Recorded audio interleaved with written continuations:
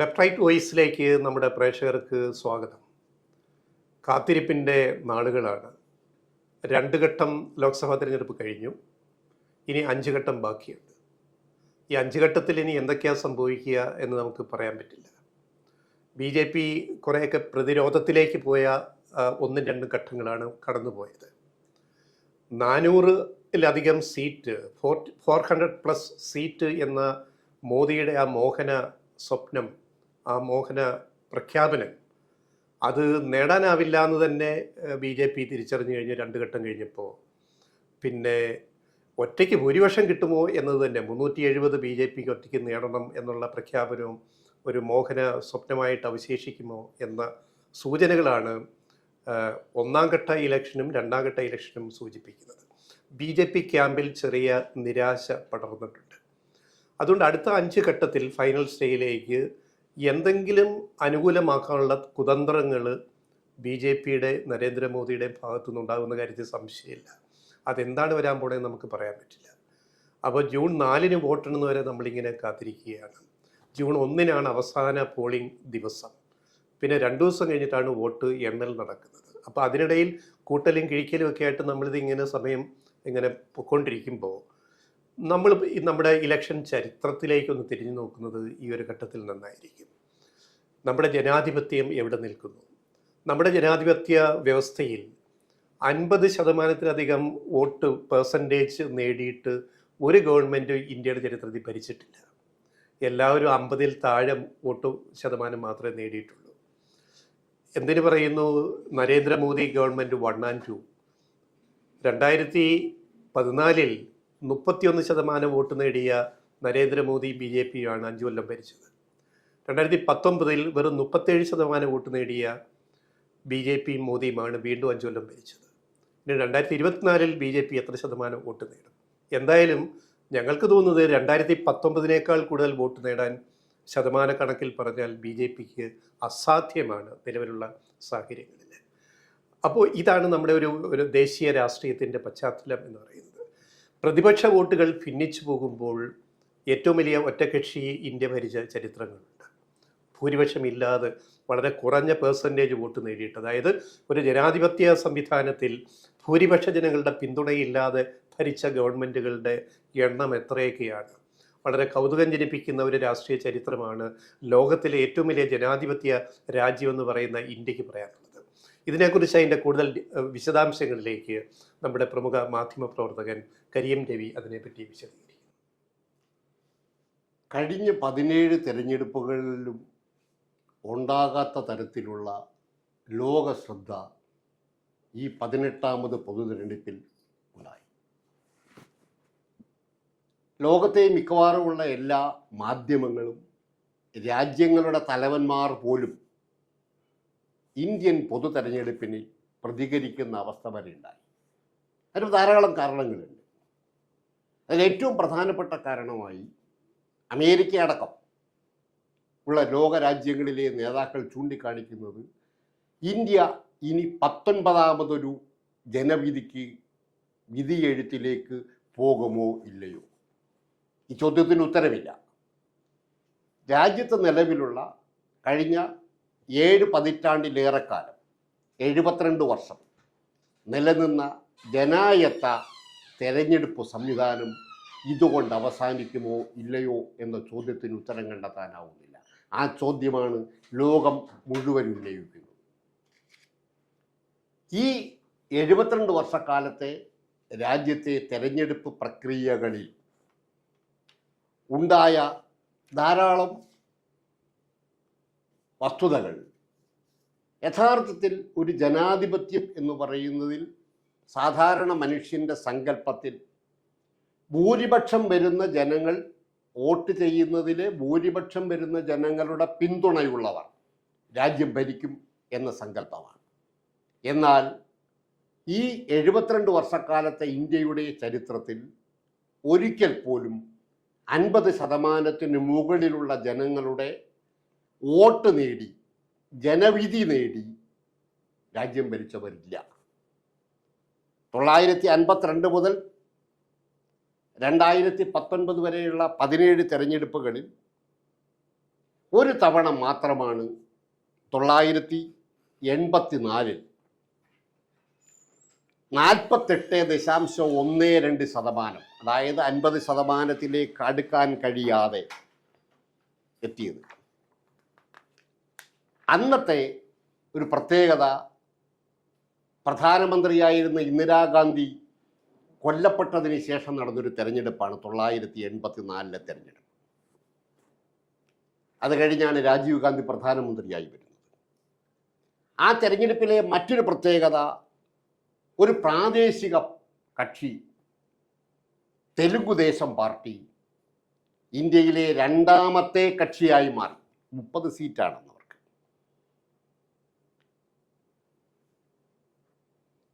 അതുപോലെ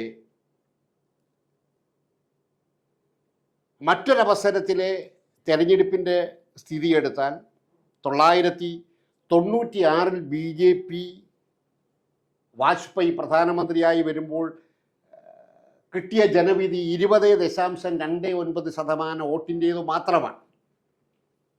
അതെല്ലാം രസകരമായ കാര്യങ്ങളായി ജനാധിപത്യത്തെക്കുറിച്ച് പഠിക്കുന്ന ഗവേഷകന്മാർ, ഇതേക്കുറിച്ച് പഠനം നടത്തുന്നവർ വിശദമായ പഠനങ്ങൾക്ക് വിധേയമാക്കണം. കാരണം ഈ 18ാം തെരഞ്ഞെടുപ്പ് കഴിയുമ്പോൾ നമ്മുടെ രാജ്യത്തെ ജനാധിപത്യ പ്രക്രിയകൾ ഏതു തരത്തിലായിരുന്നു എന്ന് നാളത്തെ തലമുറയ്ക്ക് അറിയാൻ അത് ഉപകരിച്ചേക്കും. മറ്റൊന്ന്, 1950-51 തെരഞ്ഞെടുപ്പ് കഴിയുമ്പോൾ കോൺഗ്രസ് ഒന്നാമത്തെ കക്ഷിയായി. 489 സീറ്റിൽ 364 സീറ്റ് നേടി. 44.99, 45% വോട്ട്. രണ്ടാമത്തെ കക്ഷിയായത് കമ്മ്യൂണിസ്റ്റ് പാർട്ടിയാണ്, CPI. 16 സീറ്റേ നേടിയിട്ടു. മൂന്നാമത്തെ കക്ഷി സോഷ്യലിസ്റ്റ് പാർട്ടിയാണ്, 12 സീറ്റ്. അന്ന് CPIക്ക് കിട്ടിയ വോട്ട് 3.29% മാത്രമാണ്. അതേസമയം മൂന്നാമത്തെ കക്ഷിയായി മാറിയ സോഷ്യലിസ്റ്റ് പാർട്ടി 10.59% വോട്ട് നേടി. പണ്ഡിറ്റ് ജവഹർലാൽ നെഹ്റു പ്രധാനമന്ത്രിയായ 1ാം ലോക്സഭയിൽ 52-ൽ രണ്ടാമത്തെ കക്ഷിയുടെ നേതാവ് AKG ആണ്. എന്നാൽ 969 വരെ പാർലമെൻ്ററി പ്രക്രിയകളിൽ ഇന്ത്യയിൽ പ്രതിപക്ഷ നേതാവെന്നൊരു പോസ്റ്റ് ഇല്ലാത്തതുകൊണ്ട് പ്രതിപക്ഷ നേതാവായി അംഗീകരിക്കാനാവില്ല. മറ്റൊരു വിഷയം, ഈ 52-ൽ രണ്ടാമത്തെ കക്ഷിയായി വന്ന CPI, കമ്മ്യൂണിസ്റ്റ് പാർട്ടി 964 വരെ രാജ്യത്തെ പാർലമെൻ്ററി ജനാധിപത്യത്തിൽ രണ്ടാമത്തെ കക്ഷിയായി നിലനിന്നു എന്നതാണ്. 964 ഏപ്രിൽ 11 കമ്മ്യൂണിസ്റ്റ് പാർട്ടിയിലെ ഭിന്നിപ്പിന് ശേഷം 1-2 തവണ CPM രണ്ടാമത്തെ കക്ഷിയായി ഉയർന്നു വരികയും ചെയ്തിട്ടുണ്ട് എന്നുള്ള ഒരു യാഥാർത്ഥ്യമാണ്. എന്നാൽ ഈ 964 ശേഷം 67-ൽ നടന്ന തെരഞ്ഞെടുപ്പിലാണ് ഇന്നത്തെ BJPയുടെ വലിയ പ്രാകൃത രൂപമായ ഭാരതീയ ജനസംഘ് പാർലമെൻറ്റിലേക്ക് കടന്നു വരുന്നത്. അതെല്ലാം ഇന്ത്യൻ രാഷ്ട്രീയത്തിൽ വിശകലനത്തിന് വിധേയമാകേണ്ടുന്ന സംഗതികളാണ്. 957-ൽ രണ്ടാമത്തെ ലോക്സഭയിൽ 494 സീറ്റാണ് മൊത്തം. ആ 494 സീറ്റിൽ 371 സീറ്റ് നേടിയാണ് കോൺഗ്രസ് വീണ്ടും അധികാരത്തിൽ വരുന്നതും നെഹ്റു പ്രധാനമന്ത്രിയാവുന്നതും. ആ സഭയിലും 27 സീറ്റ് കമ്മ്യൂണിസ്റ്റ് പാർട്ടി നേടി. യഥാർത്ഥത്തിൽ പാർലമെൻറ്റിൽ 123 MPമാരുടെ ഭൂരിപക്ഷം ആയാണ് നെഹ്റു വരുമ്പോൾ AKG വീണ്ടും പാർലമെൻറ്റിൽ എത്തുന്നത് 27 CPI മെമ്പർമാരുടെ പിന്തുണയോടെയാണ്. അന്ന് പ്രജാ സോഷ്യലിസ്റ്റ് പാർട്ടിയാണ് മൂന്നാമത്തെ കക്ഷി, 19 seat.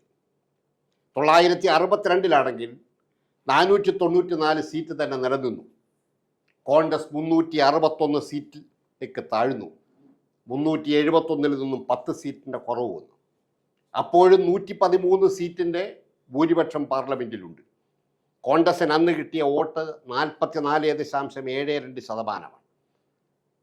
CPI communist party 29 seat നേടി, 9.94% വോട്ട്. മൂന്നാം സ്ഥാനത്തെത്തിയത് സ്വതന്ത്ര പാർട്ടിയാണ്, 18 സീറ്റ്. 1964 പണ്ഡിറ്റ് നെഹ്റുവിൻ്റെ മരണത്തിന് ശേഷം ലാൽ ബഹദൂർ ശാസ്ത്രി ഇന്ത്യയുടെ പ്രധാനമന്ത്രിയായി. 64 മുതൽ 66 വരെ. ആ 64 കഴിഞ്ഞ് 67 ആണ് 4ാമത് ലോക്സഭ തെരഞ്ഞെടുപ്പ്.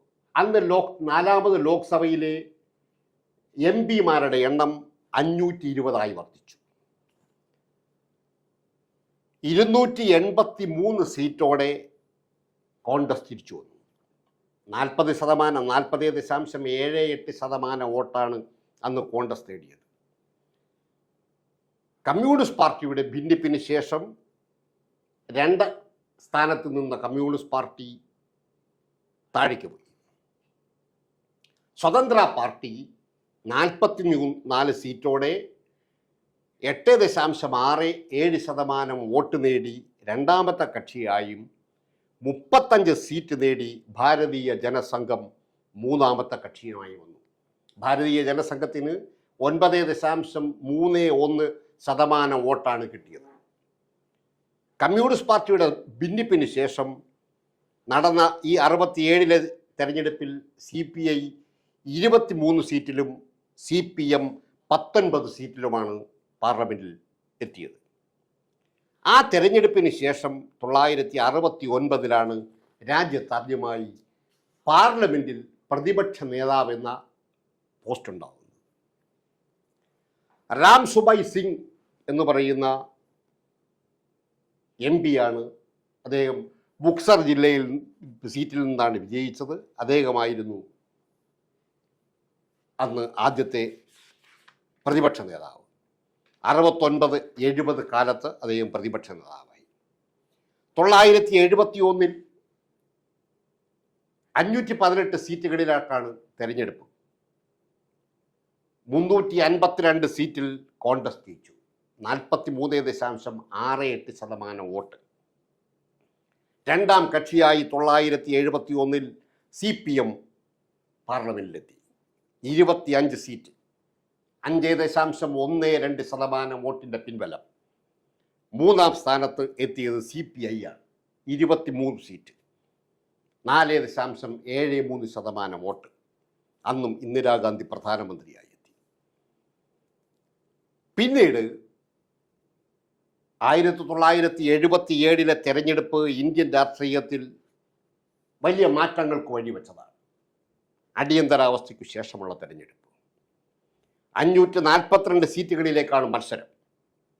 അന്ന് ഭാരതീയ ലോക്ദൾ, അതായത് ജനതാ പാർട്ടി, 295 സീറ്റിൽ 41.32% വോട്ട് നേടി അധികാരത്തിൽ വന്നു.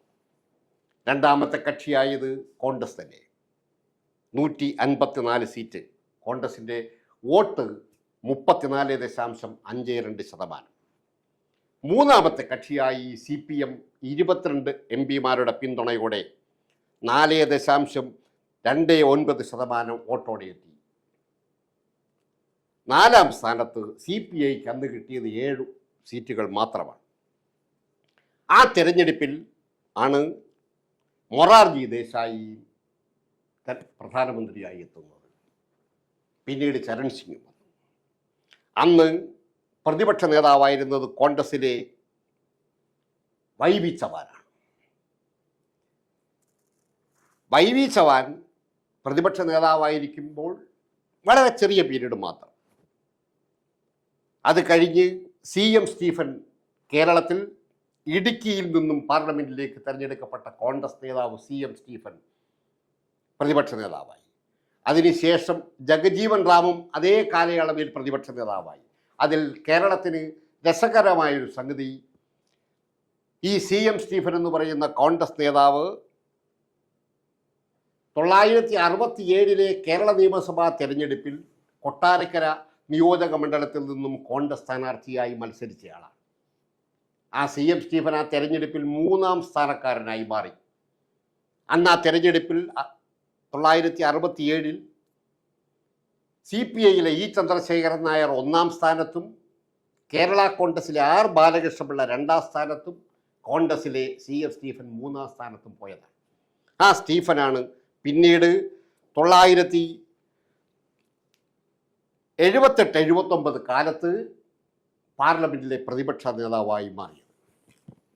1980-കൾ ഇന്ത്യൻ രാഷ്ട്രീയത്തിൽ വന്ന ഏറ്റവും വലിയ മാറ്റം, ഒരു രാഷ്ട്രീയ ധ്രുവീകരണം വന്നത് ഇടതുപക്ഷ കക്ഷികളുടെ ഒരു പുതിയ മുന്നണിയും സംവിധാനവുമാണ്. പ്രത്യേകിച്ച് കേരളത്തിൽ ഇടതുപക്ഷ ജനാധിപത്യ മുന്നണിക്ക് രൂപം വരുന്നു. മറ്റ് 2-3 സംസ്ഥാനങ്ങളിൽ കൂടി ഇടതുപക്ഷ ജനാധിപത്യ മുന്നണിയായി തന്നെ CPI, CPM, forward block, RSP അടക്കമുള്ള ഒരു പുതിയ രാഷ്ട്രീയ ധ്രുവീകരണം രാജ്യത്തുണ്ടായതാണ് ആ തെരഞ്ഞെടുപ്പ്. 1980 7ാമത് ലോക്സഭയിലെത്തി. അന്ന് 529 സീറ്റാണ് മൊത്തം. കോൺഗ്രസ് ആ തെരഞ്ഞെടുപ്പിൽ 353 സീറ്റിൽ 42.69% വോട്ടിൽ ജയിച്ചു.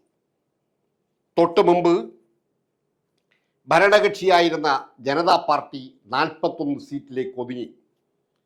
അവർക്ക് 9.39% സീറ്റ് മാത്രമാണ് കിട്ടിയത്, വോട്ട് മാത്രമാണ് കിട്ടിയത്.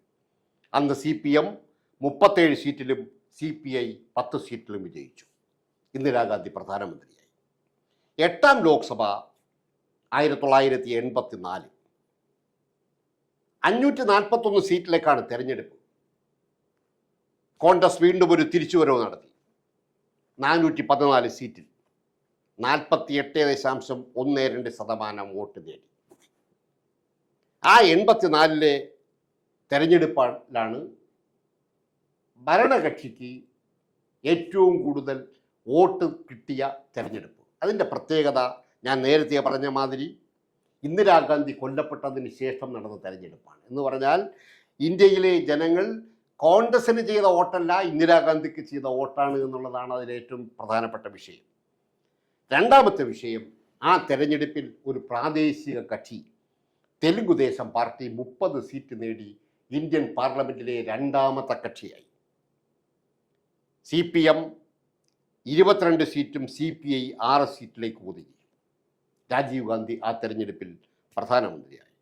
1989 രാജ്യത്ത് 529 സീറ്റുകളിലേക്കാണ് തെരഞ്ഞെടുപ്പ്. 197 സീറ്റിൽ വിജയിച്ച കോൺഗ്രസ് ആണ് ഏറ്റവും വലിയ കക്ഷി പാർലമെന്റിൽ. 39.53% വോട്ട്. 2ാം സ്ഥാനത്തെത്തിയത് ജനതാദളാണ്. 143 seat, 17.79% vote. ആ തെരഞ്ഞെടുപ്പിലാണ് BJP എന്ന ഭാരതീയ ജനതാ പാർട്ടി എന്ന പേര് സ്വീകരിക്കുന്ന ഒരു രാഷ്ട്രീയ പാർട്ടിയായി കുറേ കാലങ്ങൾക്ക് ശേഷമുള്ള രൂപാന്തരത്തിൽ BJP രംഗപ്രവേശം ചെയ്യുന്നു. ആ തെരഞ്ഞെടുപ്പിൽ BJPക്ക് 85 സീറ്റ് നേടാനായി. CPM 33 സീറ്റും CPI 12 സീറ്റും. ആ തെരഞ്ഞെടുപ്പിലാണ് പാർലമെന്റിൽ ഒരു കക്ഷിക്ക് ഭൂരിപക്ഷം കിട്ടണമെങ്കിൽ 265 സീറ്റ് വേണം. എന്നാൽ കോൺഗ്രസിന് കിട്ടിയത് 197 സീറ്റ് മാത്രം. 68 സീറ്റുകളുടെ കുറവുണ്ട്. എന്നിട്ടും VP സിംഗ് അന്ന് പ്രധാനമന്ത്രിയായി. പിന്നീട് ചന്ദ്രശേഖറും. രാജീവ് ഗാന്ധിയാണെന്ന് പ്രതിപക്ഷ നേതാവ്. 1991 10ാം ലോക്സഭ 534 സീറ്റാണ് മൊത്തം. ആ 10ാം ലോക്സഭയിലും ഒറ്റക്കക്ഷി എന്ന നിലയിൽ പാർലമെന്റിൽ ഭൂരിപക്ഷത്തിലെത്താൻ ഒരു കക്ഷിക്കും കഴിഞ്ഞില്ല. ഏറ്റവും വലിയ കക്ഷിയായി മാറിയ കോൺഗ്രസ് 244 സീറ്റ് നേടി. 36.40% വോട്ട്. പാർലമെന്റിൽ എം പിമാരുടെ ഭൂരിപക്ഷത്തിന് 24 സീറ്റുകളുടെ കുറവുണ്ട് Congress. B J P 120 seat നേടിയാണ് പാർലമെന്റിലെത്തിയത്. ജനതാദൾ 59 സീറ്റിലും CPM 35 സീറ്റിലും CPI 14 സീറ്റിലും. ആ തെരഞ്ഞെടുപ്പിലാണ് PV നരസിംഹറാവു പ്രധാനമന്ത്രിയാവുന്നത്. ആദ്യം LK അദ്വാനിയും പിന്നീട് AB വാജ്പേയിയും പ്രതിപക്ഷ നേതാക്കന്മാരായി. 11ാം ലോക്സഭ 1996 വരുന്നത്. 543 സീറ്റാണ് അന്ന് മൊത്തം.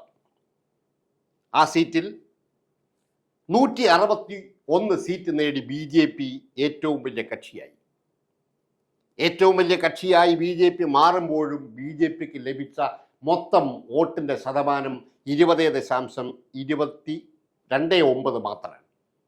20.29% വോട്ട് 161 സീറ്റിൽ.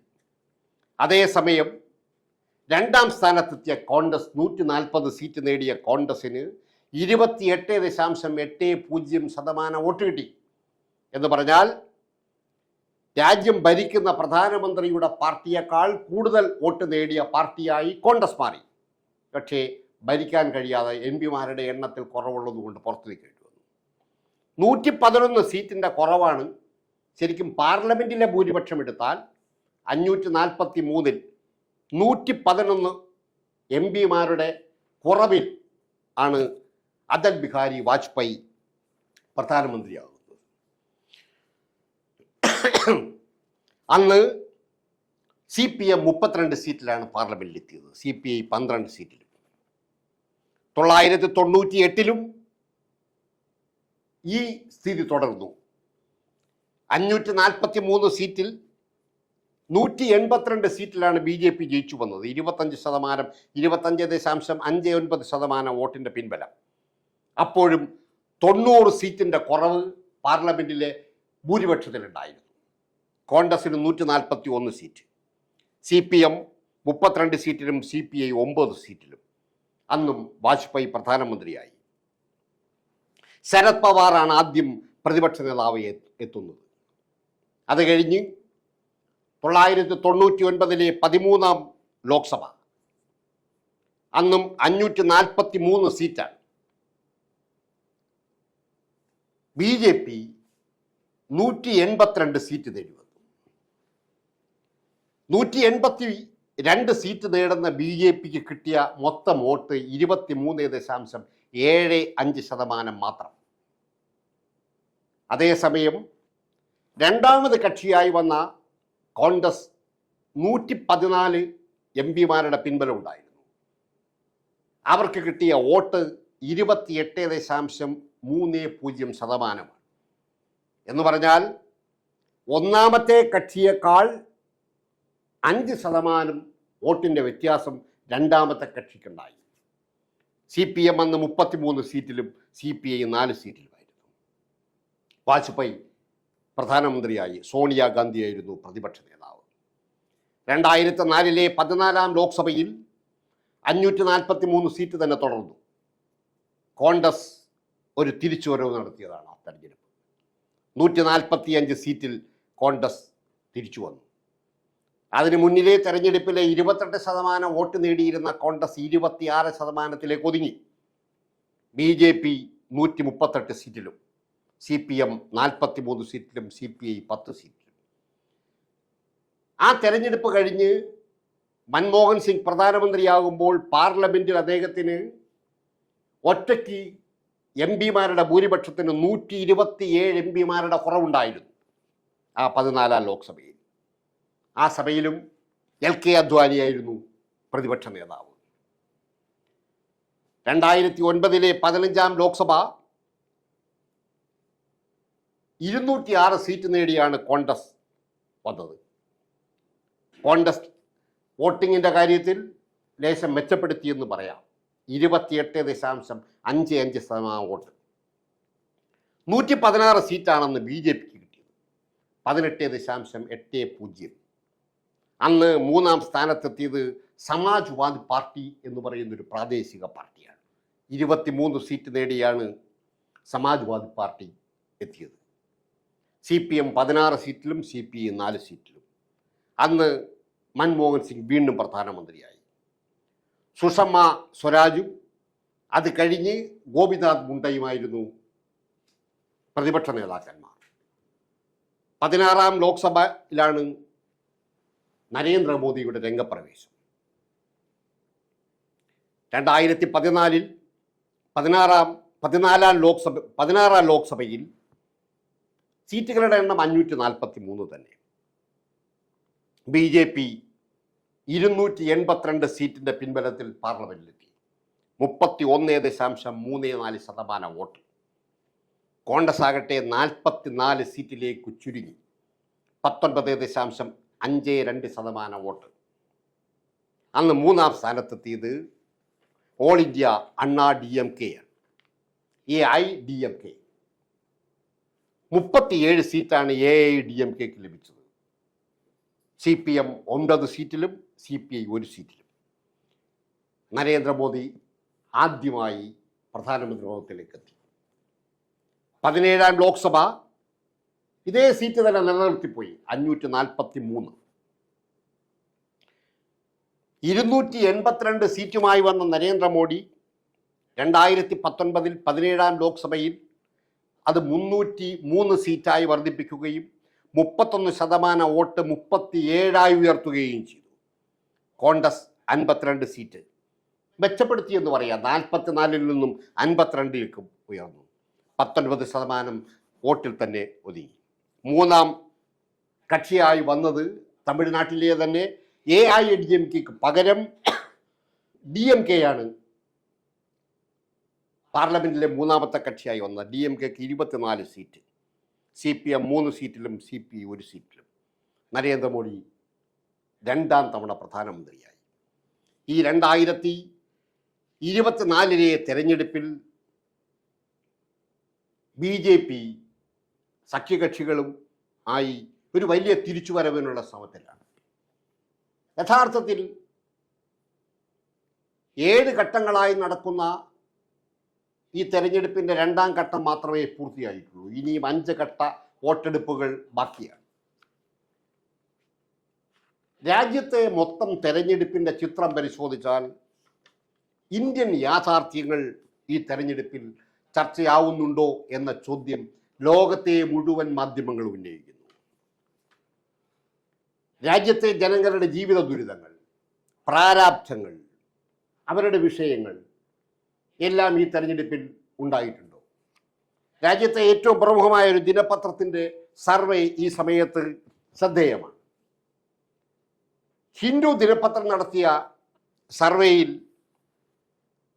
60% പേർ പറഞ്ഞത് രാജ്യത്തെ ഏറ്റവും പ്രധാനപ്പെട്ട വിഷയമായ വിലക്കയറ്റം, പട്ടിണി, തൊഴിലില്ലായ്മ, ദാരിദ്ര്യം, കാർഷിക പ്രശ്നങ്ങൾ, ജനാധിപത്യപരമായ വിഷയങ്ങൾ, പാർലമെൻറ്റിനെ ജനാധിപത്യപരമായി പ്രവർത്തിക്കാൻ അനുവദിക്കാത്ത വിഷയങ്ങൾ, മതന്യൂനപക്ഷങ്ങൾക്കെതിരായ വിഷയങ്ങൾ ഒക്കെ ചർച്ചയാകാതിരിക്കുന്നു എന്നുള്ളതാണ് ഏറ്റവും പ്രധാനം.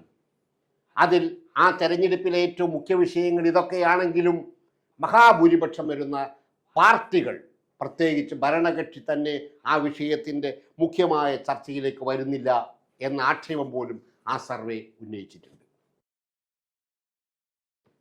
കഴിഞ്ഞ തെരഞ്ഞെടുപ്പിൽ ഭരണകക്ഷിയായ BJP 6 സംസ്ഥാനങ്ങളിൽ മുഴുവൻ സീറ്റിലും ജയിച്ചു വന്നൊരു പാർട്ടിയാണ്. ഈ തെരഞ്ഞെടുപ്പിൻ്റെ 1ാം ഘട്ടം പൂർത്തിയായി 2ാം ഘട്ടത്തിൻ്റെ അവസാന ലാപ്പിലേക്ക് ഇറങ്ങുമ്പോൾ ആ ഭരണകക്ഷിയെ നയിക്കുന്ന പ്രധാനമന്ത്രി തന്നെ നേരിട്ട് രാജ്യത്ത് നിലവിലുള്ള എല്ലാ ജനാധിപത്യ മര്യാദകളും ഇതുവരെ കഴിഞ്ഞ 72 വർഷക്കാലത്തെ തെരഞ്ഞെടുപ്പ് പ്രക്രിയകളിൽ നടന്നിരുന്ന രാഷ്ട്രീയത്തിൻ്റെ എല്ലാ മര്യാദകളും ലംഘിക്കുന്ന തരത്തിൽ മതത്തിനെതിരായി, ജാതിയുടെ പേരിൽ ന്യൂനപക്ഷങ്ങൾക്കെതിരായി വലിയ വാശിയായ പച്ചയായ ജാതിയും മതവും പറയുന്ന ഒരു ക്യാമ്പയിനിലേക്ക് പോയി. അതിൻ്റെ അർത്ഥമെന്താ? കഴിഞ്ഞ തെരഞ്ഞെടുപ്പിൽ മുഴുവൻ സീറ്റിലും ജയിച്ചു വന്ന ഗുജറാത്തിലും രാജസ്ഥാനിലും ഹരിയാനയിലും ഡൽഹിയിലും ഉത്തരാഖണ്ഡിലും ഹിമാചൽ പ്രദേശിലും ഇനി തിരിച്ചു വരുമോ അതുപോലെ? മറ്റൊന്ന് ഉത്തർപ്രദേശാണ്. രാജ്യത്തെ ഏറ്റവും കൂടുതൽ പാർലമെന്റ് സീറ്റുകളുള്ള ഒരു സംസ്ഥാനമാണ് ഉത്തർപ്രദേശ്. 80 സീറ്റ്. അതിൽ കഴിഞ്ഞ തെരഞ്ഞെടുപ്പിൽ 64 സീറ്റ് ജയിച്ചു വന്ന പാർട്ടിയാണ് ഭരണകക്ഷി. തിരിച്ചെത്താനാവുമോ? ഇല്ല എന്ന സന്ദേഹം BJP നേതൃത്വത്തിന് ഉള്ളതുകൊണ്ടാണ് അത്തരമൊരു ക്യാമ്പയിനിലേക്ക് അവർ പോയത്. എന്ന് പറഞ്ഞാൽ കഴിഞ്ഞ തെരഞ്ഞെടുപ്പിൽ അവരുന്നയിച്ച 2 വിഷയങ്ങൾ പ്രധാനമായും പറഞ്ഞത് ഭരണഘടനാ ഭേദഗതിയാണ്. ഒന്ന് 370 അനുച്ഛേദം 370 ഭേദഗതി, അതിലവർ വിജയിച്ചു. മറ്റൊന്ന് രാമക്ഷേത്ര നിർമ്മാണമാണ്, അതിലും വിജയിച്ചു. ഇപ്പോൾ പുതിയ പ്രകടന പത്രികയിലെ 2 വിഷയങ്ങളാണ് ഏക സിവിൽ കോഡും പൗരത്വ നിയമ ഭേദഗതിയും. അതിലേക്കാണ് പോകുന്നത്. എന്ന് പറഞ്ഞാൽ വിഭജനത്തിൻ്റെ രാഷ്ട്രീയം ഇന്ത്യയിൽ ഉയർത്തി രാജ്യത്തെ ഇന്നുവരെ ഉണ്ടാക്കിയെടുത്ത ഇന്ത്യ എന്ന് പറയുന്ന മഹാരാജ്യത്തിനെ മറ്റൊരു ദിശയിലേക്ക് കൊണ്ടുപോകുന്നു. നൂറ്റാണ്ടുകൾക്ക് പുറയിലേക്ക് ആനയിക്കാനുള്ള ഒരു ശ്രമം. അതിനർത്ഥം നാം ഇരുളിലേക്കാണോ പോകുന്നത്, അതോ മത ആധിപത്യത്തിലേക്കാണോ പോകുന്നത്, അതോ ജനാധിപത്യത്തിലേക്കാണോ? ഇത് ജനാധിപത്യത്തിൻ്റെ അവസാനത്തെ വിധിയെഴുത്തായിരിക്കുമോ എന്ന സംശയം ലോകത്തെ മുഴുവൻ മാധ്യമങ്ങളും ഉന്നയിക്കുന്നത് ഈ സാഹചര്യം.